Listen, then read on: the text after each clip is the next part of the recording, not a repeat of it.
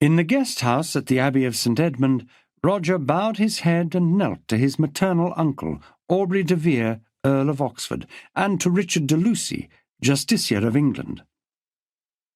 "I offer myself in the King's service," he said, "and I yield to his will."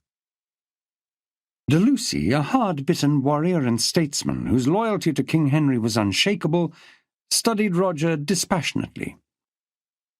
"Be welcome," he said. "The more we have to swell our numbers, the better." He gestured Roger to rise and take a seat before the hearth.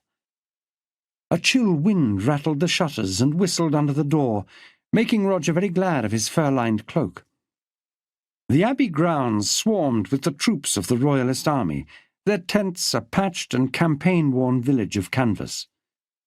The commanders and their knights were preparing to bed down in the guest hall and sundry chambers, wherever there was space for a man to roll himself in his cloak.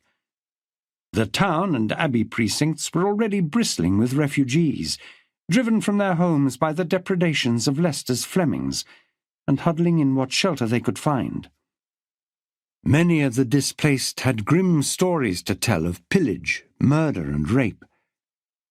Roger tried not to think of how close he had come to adding more of the same to their tally, and prayed for forgiveness and God's guidance to do the right thing.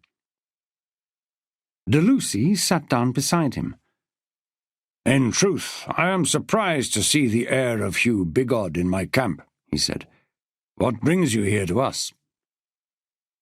Roger leaned towards the fire and folded his hands between his knees. He rubbed his thumb over the bandage and felt the pains spark. "If you want the simple truth, I am here because of my father." De Lucy raised his brows and glanced at de Vere.